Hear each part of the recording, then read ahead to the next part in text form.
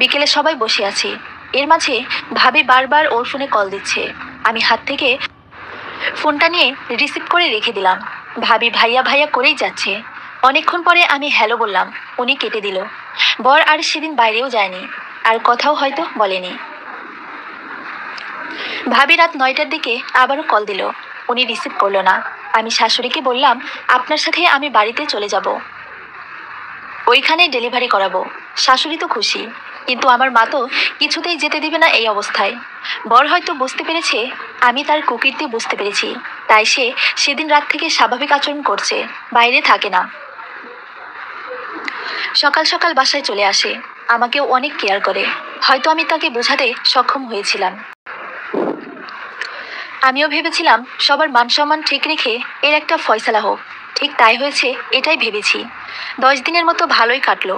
এর মাঝে ভাবি আমার ফোনে কল দিয়ে বলতেছে ছোট ভাইকে পাঠানোর জন্য। খুব রাগী কণ্ঠে কথা বলতেছে। আমিও বললাম, একা যখন যেতে পারছেন একাই আসেন, আবার ওর কেন যেতে হবে? ও মা, সকাল হতে না হতেই উনি হাজির।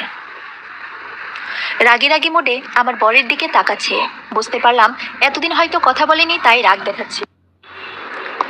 বর ভাবিকে পাত্তা দিচ্ছে না এবার। এখন আর চোখাচোখি করছে না। স্কুল থেকে এসে আমার রুমে ঢুকছে, আর বের হয় না। এদিকে ভাবি তো জ্বলে পুড়ে একাকার। একদিন বিকেলে আমরা শুয়ে আছি, ভাবিও আসলো। এসে বলতেছে, সাথী, কিচ্ছু ভাল লাগছে না, হয়তো বেশি দিন বাঁচবো না। আমি শুনে হেসে দিলাম। বললাম, আপনার শরীরে কিছু হয়নি, আপনার মনের রোগ হয়েছে। ভাইয়াকে আসতে বলেন। ও মা, উনি বলে তোমার ভাইয়া কি সব অসুখ সারাতে পারবে? আমি যেন কিছু বুঝেও না বুঝে আছি। বর ওনার কথাই শুনছে না, তিনি একমনে ফোন টিপে যাচ্ছে। এভাবে বেশ কিছুদিন ভালোই চলতে লাগলো। আমি প্রতি মাসে ডক্টর চেকআপে যেতাম, আমার ছোট ভাই নিয়ে যেত। আর শহরের হসপিটালের কাছে আমার ছোট ননদের বাড়ি, তাই ওই ছোট আপু সাথে থেকে ডক্টর দেখিয়ে দিত। আমাদের বাড়ি একদম গ্রামে, শহরে যেতে প্রায় 3 ঘন্টার মতো লাগতো। সেদিন ডক্টরের অনেকগুলো ওটি ছিল, সবগুলো সিরিয়াস রোগী। আমাকে দেখতে দেখতে রাত 9টা বেজে যায়। তাই ননদ বলল, আজ আমার বাসায় থেকে যাও, কাল বাড়িতে যাবে। আর এত রাতে গাড়িও পাবে না। আমার মন সায় দিচ্ছিল না, কেন জানি ছটফট করছিল বাড়িতে যাওয়ার জন্য। কিন্তু কোনো উপায় তো নাই, তাই থেকেই গেলাম। সারা রাত এক ফোঁটাও ঘুম হলো না। ভোর রাতে বড় ভাইয়া কল দিছে। ফোনের রিং শুনেই কেমন যেন কলিজার পানি শুকিয়ে গেল। কেন জানি মনে হচ্ছে বিপদের সংকেত। ভাইয়া খুব নরম নরম কথা বলতেছে। বলল, তুই সকাল সকাল বাসায় যা, আমিও আজ বাড়িতে যেতে পারি। আমি বারবার বললাম, ভাইয়া, বাড়িতে সমস্যা কোনো? আমাকে বলেন তাহলে। ভাইয়া আর কিছুই বলল না। আমি অসুস্থ হয়তো কিছু ধরা দেয়নি। আমরা ছোট 2 ভাই বোন ছিলাম। বড় ভাইয়ের একটা অংশ নিজে হাজার কষ্ট করেও আমাদের কখনো কষ্টে রাখেনি। বরকে কল দিলাম, সে রিসিভ করেই বলতেছে, তুমি আমাদের বাড়ি নামো, এখন থেকে আমরা আমাদের বাড়িতেই থাকবো। আমার বুঝতে কিছু বাকি রইল না যে বাড়িতে কোনো অঘটন ঘটেছে। সকাল সকালই চলে আসলাম। বর স্কুলে, বাড়ির সবকিছুই স্বাভাবিক।